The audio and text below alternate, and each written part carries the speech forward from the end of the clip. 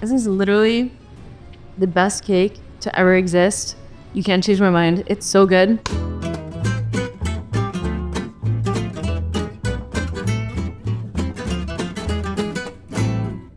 Hey everyone, I'm Nea Arentzen and welcome back to another episode of What's For Fika. For those of you who are just joining, a little refresher on what fika is. Fika is more than just a coffee break. It's a Swedish tradition of slowing down and taking time out of your day to sit with your family or friends or coworkers and enjoying some coffee and a little sweet treat. And today I'm going to show you how to make one of my all-time favorites, a Prinsesstårta, also known as a princess cake. And I know it might sound a little bit complicated to make with the layers of sponge cake, the vanilla pastry cream, all the whipped cream, all wrapped up in a layer of green marzipan, but I promise you, with the right tools and the right prep, it's really doable to make at home. So I have an 8-inch springform cake pan here. The cake is already gonna be kind of big when you assemble it, so even if an 8-inch cake pan seems kind of small, I promise you it is big enough. So I'm gonna take a little bit of butter. You can use a pastry brush, but it's easier to use a pastry brush if you have butter that's really softened. At home, I usually just use a paper towel. I like to use butter and then also flour for this recipe instead of parchment paper because, I don't know, I feel like it's enough, honestly. And then I'm gonna add a little bit of flour, definitely not all of this, and just tap it around the edges. And make sure to get all the way to the top because even though the cake probably isn't gonna rise all the way up, it's nice to just have it greased just in case. To make the batter, I have 3 eggs here. They are at room temperature. It's really important to use room temperature eggs when baking, especially when you're whipping the eggs because it's just gonna allow them to whip up a lot faster and also hold their shape a bit better. And if you don't have time to take them, or if you forget to take them out of the fridge before you start baking, you could just leave them in a bowl of not warm water, but like a little bit warmer than lukewarm, I would say. And they should come to room temperature pretty quickly. And then I'm gonna add just granulated white sugar. This is 90 grams. Now I'm gonna whip this until it's super, super light and fluffy and like tripled in size, I would say.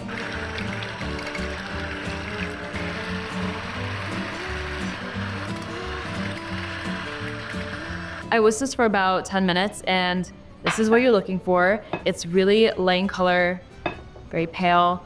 All those air bubbles you can see are super, super small and that's what's making it really light and fluffy. The thing with when you're whisking eggs and sugar for a sponge cake is that when you think that you're done whipping, just whip a little bit more because you can't overwhip this at all.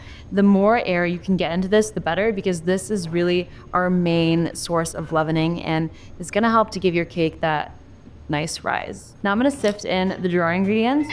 I have some all-purpose flour and then a little bit of baking powder.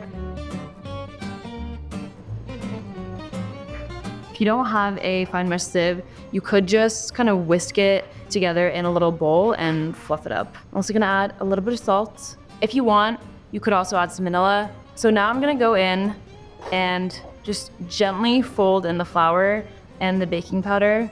And it's really important that you kind of go down into the bottom of the bowl because flour pockets like to hide down there.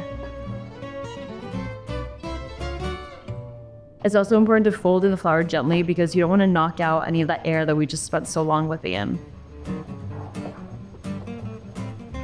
So this looks great. You can see it's nice and thick and there's not really any clumps left. Now I'm gonna add it to our prepared cake pan. And while I've been making this batter, I've been preheating the oven to 350 degrees Fahrenheit. Because the heat source is at the top of the oven, I am baking it at the bottom because I don't want the top to get too browned. So I'm gonna bake this for about 20 to 25 minutes until it's nice and golden brown. You can test it by poking a toothpick into the center, but do carefully because this is a sponge cake and you don't want to deflate any of the air that just baked in.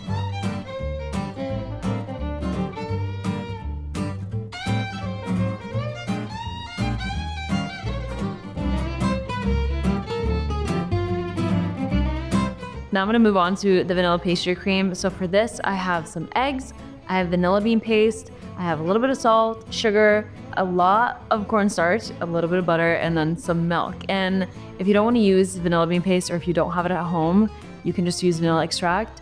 You can now find vanilla bean paste at Trader Joe's, which is, I think, the best product that they have right now, I think. I'm gonna start out by separating the eggs. I'm using 3 egg yolks. So I'm gonna add just the whites and the shell in here. And the yolks into this bowl. Now, I probably should have done this first, but I'm gonna add the milk to a saucepan, and we're gonna heat the milk up and the sugar to about 190 degrees Fahrenheit. And this is gonna be to kind of help temper the eggs, which is gonna make the whole vanilla pastry cream process a lot easier. So I'm gonna add the sugar. I'm gonna heat this up to about 190 degrees Fahrenheit.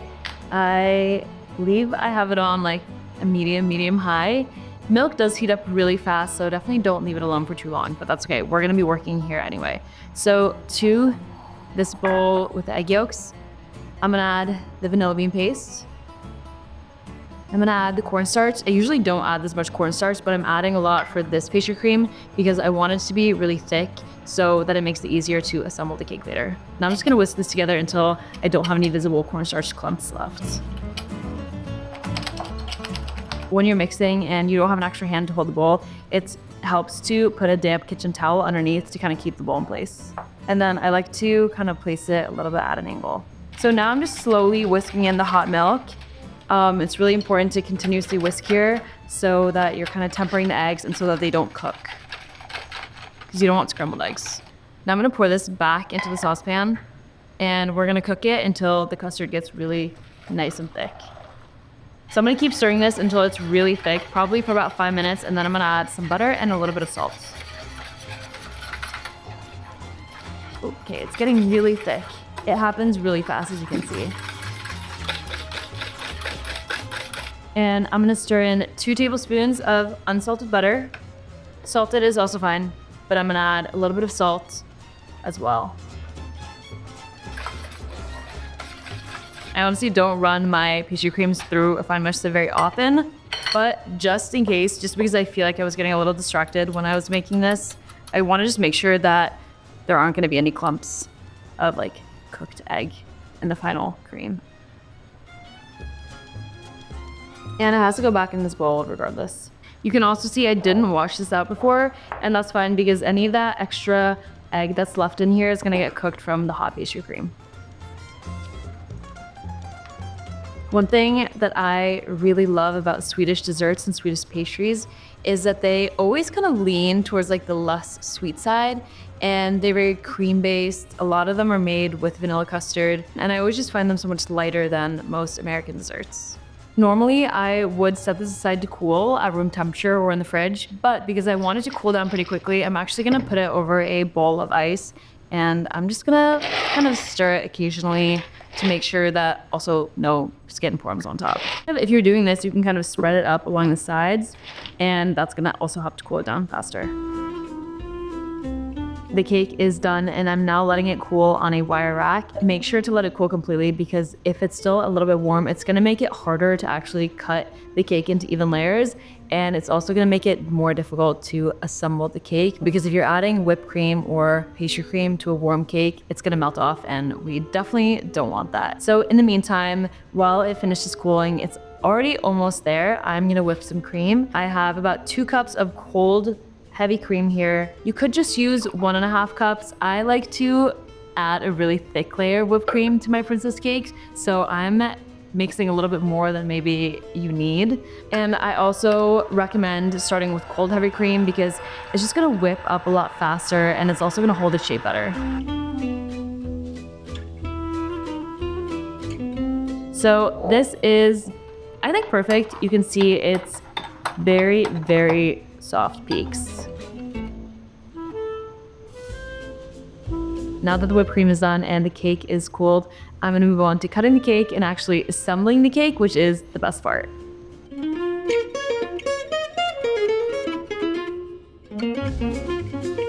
So the thing that's a little bit hard with these cakes is trying to cut 3 layers out of this cake. It's obviously not that thick, and oftentimes this is a pretty common size. We're gonna do it. I did it last time. Everybody in Sweden does it. Important to use a serrated knife. It's gonna help so much. I'm just gonna cut around the sides first, kind of as I rotate the cake, and then I'm gonna cut all the way through the center. We're almost there. And the thing about sponge cakes is that they hold their structure really well. So even though this is really thin, you can see it's not crumbling or falling apart.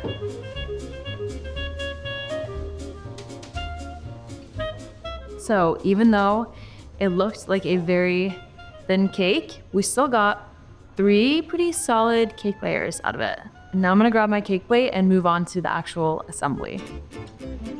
So this is actually my favorite cake plate that we sell on Food52. It's made by my parents. They have a glass blowing factory in Burlington, Vermont, and we sell some of their products, which is so fun. It feels kind of like a full circle thing. I get to use their glass when I bake here, and it's amazing. And this is my favorite color. They also come in a few different ones. But this one's really nice, especially when you're making a colorful cake like a princess cake. This is not new. I've seen so many people do this too, but I like to add little strips of parchment paper kind of along the sides of the cake pan, then place the first layer of cake down. And then after it's all decorated, you kind of just pull them out and you don't have a lot to clean up, which is great. This cake stand is obviously not very big, but obviously make sure that it's at least an inch bigger on each side, because remember, you're gonna add whipped cream and then also the marzipan on top too. So I'm starting with the very bottom layer. I am actually gonna go in with some applesauce, and traditionally princess cakes are made with jam, not applesauce, but I thought it could be fun to do something different and add applesauce. I posted a video about this a few days ago on my Instagram, and people were suggesting that I use apple butter instead, and that was actually very smart. So, you know, if you're at home making this, you could use apple butter if you want, but applesauce I think works perfectly fine too. Now I'm gonna add the vanilla custard or the vanilla pastry cream layer. This is, I'm not gonna lie, this is probably the thickest vanilla pastry cream I've ever made, which is perfect. The thicker, the better for this.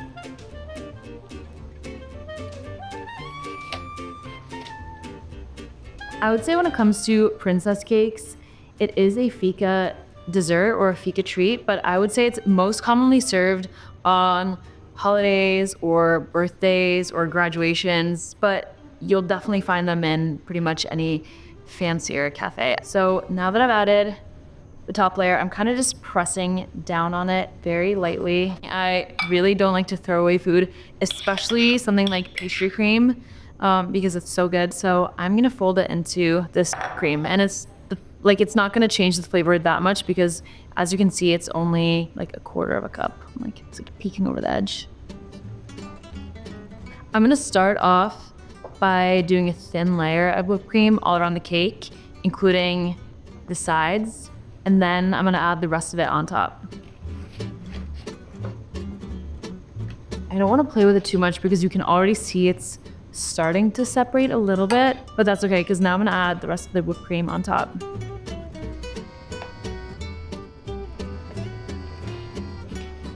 Now that I'm done kind of assembling the cake for the most part and adding the whipped cream, I'm gonna take off these little parchment pieces and do it carefully because you don't wanna move the cake. So satisfying. It's so nice not to actually really clean the cake plate, because sometimes that can be kind of hard, and it's hard to get all the little areas. Now I'm gonna get started on rolling out the marzipan layer. I have about 300 grams of green marzipan. I got this on Amazon. I got it pre-colored. I also have some powdered sugar, which is kind of gonna act as the flour to when you're rolling out a dough. And then I also have a little bit of pink marzipan for the rose on top later. I'm gonna dust the surface with some powdered sugar. And I have my ball of green marzipan and my rolling pin, but I'm also gonna dust with a little bit of powdered sugar. And now I'm gonna roll this out into about a 14 by 16 inch circle. And just make sure to, as you're going, just continuously kind of pick it up and add more powdered sugar on the bottom and on the top. Okay, I think this is good. I always like to roll it out bigger than I think I'm gonna need. Now I'm gonna carefully roll it up onto the rolling pin, kind of like when you make a pie. And I really don't want it to stick at all, so I'm gonna keep adding a little bit of powdered sugar as I go. Okay, this is the part that always makes me nervous.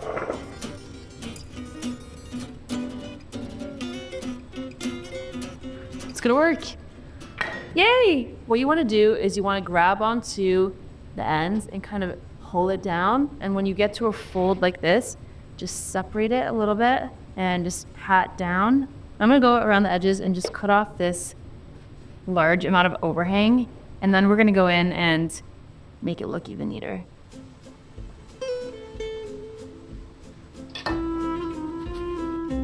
Now I'm gonna go back in with a bench scraper. You could also use your hands too. And I'm just gonna kind of go all around the whole cake and kind of just spread out any imperfections underneath the marzipan. All right, that looks pretty good. There's some cracks, but that's okay. If you're at home and you're making this and you end up with some cracks along the sides, you can always take some of the remaining marzipan and roll it into a long strip and kind of put it around the edge, almost like a band. Now I'm gonna go in with a pastry brush and I'm just gonna gently brush off that extra powdered sugar on the top. Just make sure to be gentle because it is really easy to break through the marzipan layer. Okay, that looks good. It looks like a turtle shell.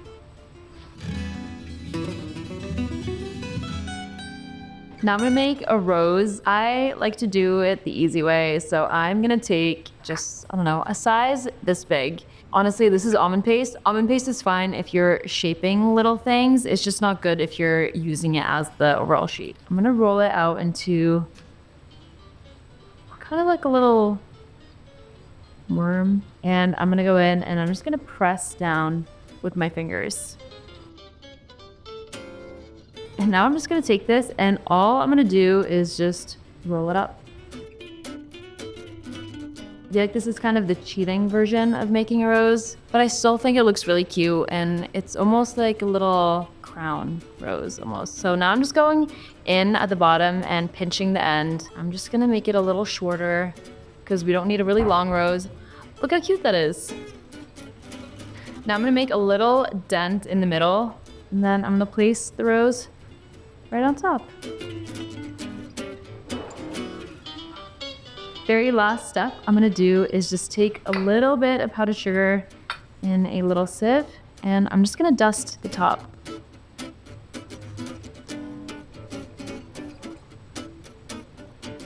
And that's it. This is our princess cake. It looks adorable. I am now gonna cut myself a slice. I would recommend using a serrated knife again for this. It's just gonna make it easier to cut through the marzipan and the rest of the cake ingredients. It's slices right through the marzipan. It's so nice.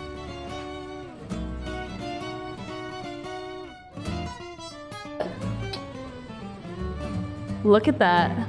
Insane. I love the applesauce here, but it looks even prettier when you have the layer of red raspberry jam here. And that whipped cream layer is insane. It's always tricky also to then transfer it onto the plate, keep it standing. So this is an example of what you would get at a Swedish bakery. You'd get a slice that looked very similar to this, usually with green marzipan, sometimes with pink if it's an opera cake, and usually also with a layer of raspberry jam instead of the applesauce. But this looks insane. I'm so excited to try.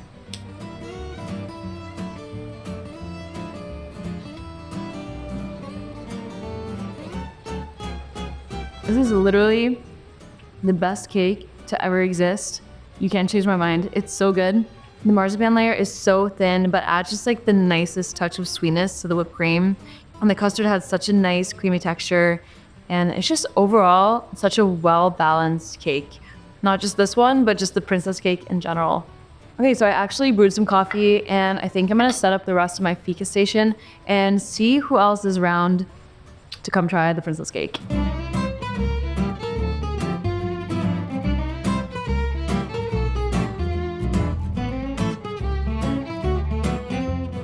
Okay, I made some princess cake, and I guess a lot tried it before, but Gorge. yeah, and I also made some coffee too. Incredible. So Swedish Princess made a Swedish Princess cake. Oh, stop. Here. I'm gonna pour some coffee because I definitely need some coffee right now. My two favorite things in the world, besides Nea, is whipped cream and marzipan. So this is like all. I think it's like, it's not too sweet. I hate a too sweet dessert. Same. Fondant though. It tastes like how it looks. It's light, it's bubbly. Yeah, very it's light. like a little cloud. It's so perfect. If you guys want to make this princess cake at home, you can find the recipe linked below in the description. Please let me know what you think. I would love to see photos too, and I will see you in the next video.